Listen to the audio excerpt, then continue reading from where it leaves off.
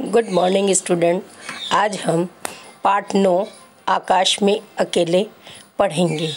बच्चों, इस पाठ के माध्यम से जिस तरह हमारे देश पर विमानों का आक्रमण हुआ था, उस समय ऑफिसर निर्मलजीत सिंह शेखों ने वीरतापूर्ण युद्ध को किया था और उनकी ये युद्धता को देखकर सभी दांतों तले उंगली दबाने लगे।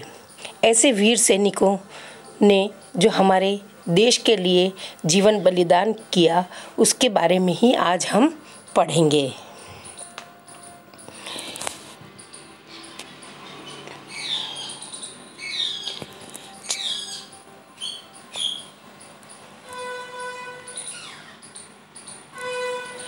दिसंबर 1971 को श्रीनगर हवाई अड्डे पर दुश्मन के 6 विमानों ने एक साथ आक्रमण कर दिया।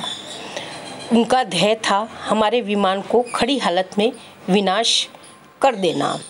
बच्चों, 14 दिसंबर की बात है। 1971 को श्रीनगर में हवाई अड्डे पर भी दुश्मन के विमान ने वहीं खड़े खड़े विमान को आक्रमण यानी हमला करके उनका ध्येय का मतलब लक्ष्य यह था कि आक्रमण करके वहीं के वहीं उसे समाप्त कर दिया जाए। विनाश का मतलब समाप्त किया जा सकता है, जितना अधिक उतना बेहतरीन। इसलिए वे एक बार ड्राइव मारकर गोलियों और रॉकेटों के प्रहार करने के बाद फिर ऊपर चक्कर लगाकर पुनः डाइव मारते। वो विमान दुश्मनों के ऐसे थे कि वह नीचे उतरते और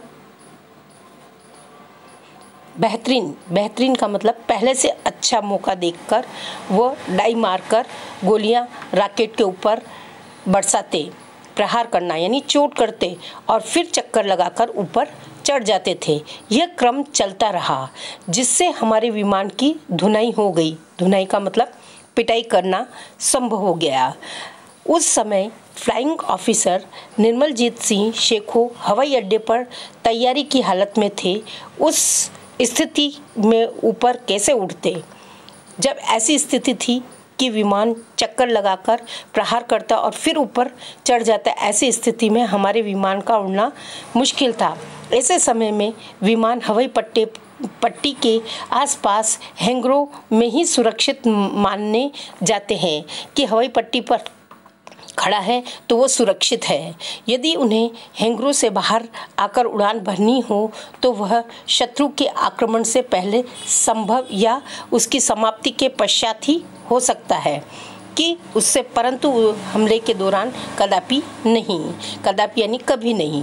कि जब हमले हो रहे थे उसके दौरान हमारा विमान उड़ान नहीं भर सकता, या तो उसके आक्रमण के समाप्ति का इंतजार ही करना होता है।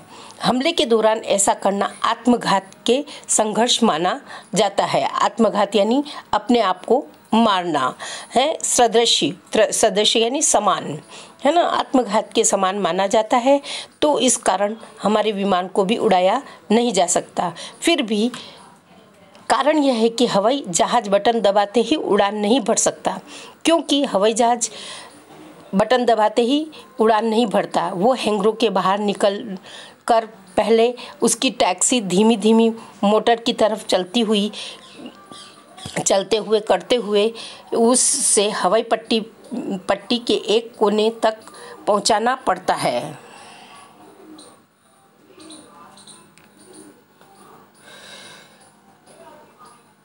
बटन दबाकर उड़ान नहीं भर सकता।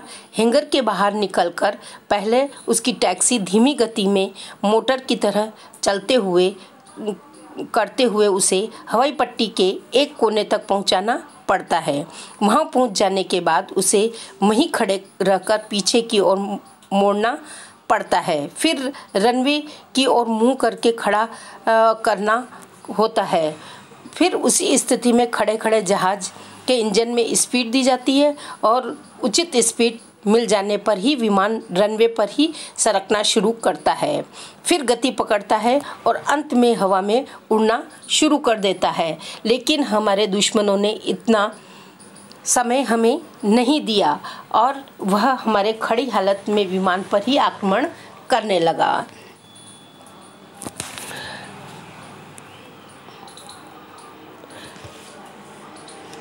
हवाई अड्डे पर शत्रु के विमान का हमला अकस्मात हुआ। अचानक, अकस्मात का मतलब अचानक, कि हमारे हवाई अड्डे पर यह आक्रमण अचानक ही हुआ था। हमारा रेडार पूर्व चेतावनी नहीं दे रहा था। जो विमान के अंदर मशीन लगी होती है, जहां कंप्यूटरों में पहले से चेतावनी मिल जाती है, वो चेतावनी रेडार नहीं दे रहा था। हमले का पहला झपटा मारकर शत्रु के विमान ऊपर हो लिए। उसी समय फ्लाइंग ऑफिसर शेखो दौड़कर अपने नेट पे जा बैठे। जब उन्होंने यह पता लगा कि शत्रु फिर विमान पर आक्रमण कर रहा है, तो वो नेट पर जा बैठे और उन्होंने शत्रु, नेट का मतलब है विमान चलाने की जगह, वो जाकर बैठ गए। उन्होंने शत्रु के विमान के दूसरे झपटे का इंतजार किया। थोड़ी ही देर में शत्रु के विमान फिर आए और रॉकेट छोड़कर गोलियों की झड़ी लगाकर फिर ऊपर चढ़ गए। झड़ी लगाना यानी लगातार रॉकेट की तरह वह गोलियों की बरसात कर रहे थे। फ्लाइंग ऑफिसर शेखो ने तब तक अपना हिसाब लगाकर इंजन स्टार्ट कर दिया।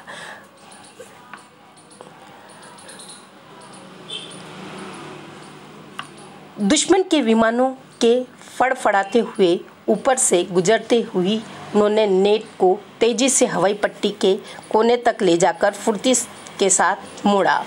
कुछ सेकंड बाद उनका विमान पट्टी पर सनसनाता नजर आया।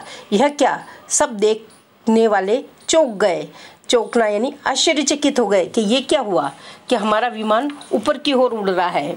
दुश्मन की 6 आधुनिक विमान सिर पर मंडरा रहे थे कि उनके आधुनिक यानी नए विमान थे और वो हमारे विमान के ऊपर सिर पर मंडरा रहे थे।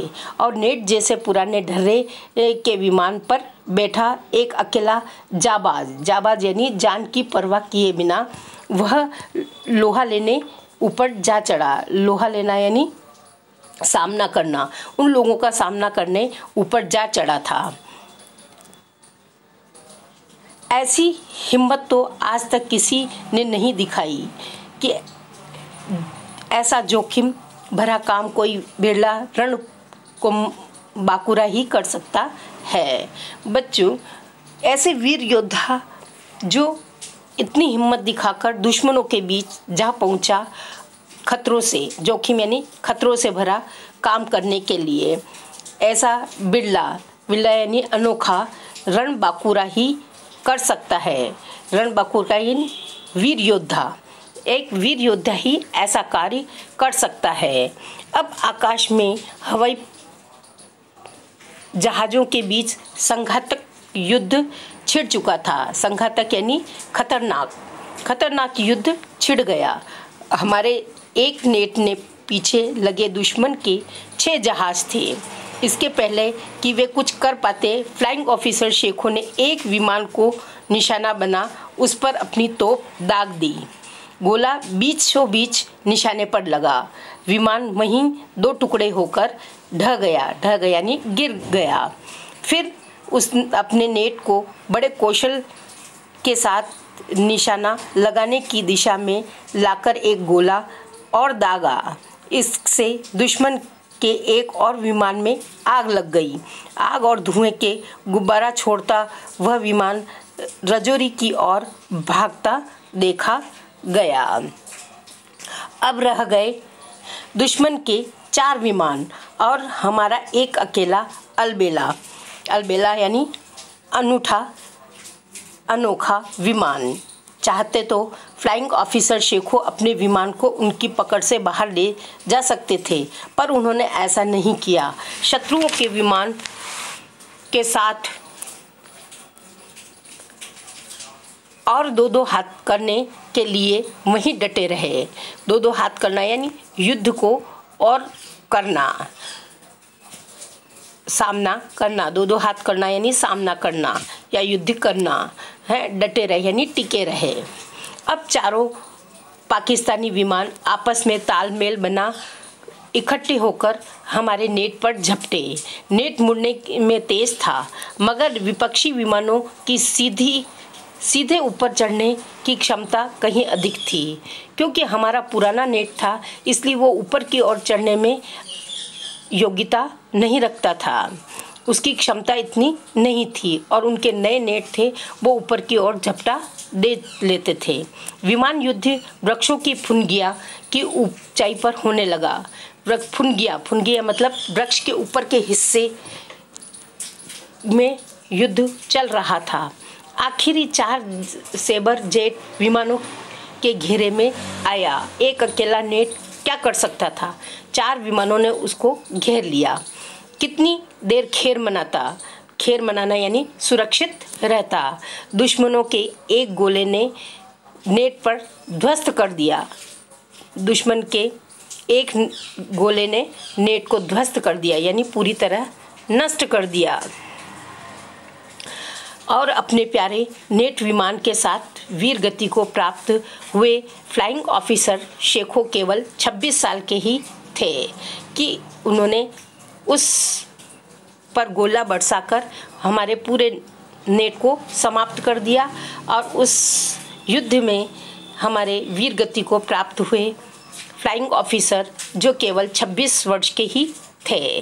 फ्लाइंग ऑफिसर शेखो के नेट का विनाश करते ही दुश्मन के चारों ओर विमान तेजी से वापस सीमा की ओर मुड़ गए। उन्होंने अब न हवाई अड्डे पर आक्रमण किया, न ही श्रीनगर के अन्य किसी स्थल पर। फ्लाइंग ऑफिसर शेखो के आत्म बलिदान ने दुश्मनों के वहीं थाम दिया यानी रोक दिया। साथ ही उनके 2 विमान चकनाचूर कर दिए। रणभूमि में असाधारण वीरता के साथ आत्म बलिदान करते हुए वीरगति पाने वाले फ्लाइंग ऑफिसर निर्मलजीत सिंह शेखो मरणोपरांत यानी मरने के बाद सशस्त्र सेना के उच्चतम वीरता पदक परमवीर चक्र से अलंकृत किए गए। अलंकृत करना यानी सुशोभित किया, सम्मानित किया। यह वायुसेना को मिला प्रथम परमवीर चक्र था। बच्चों, पाठ समझ में आ गया होगा। धन्यवाद।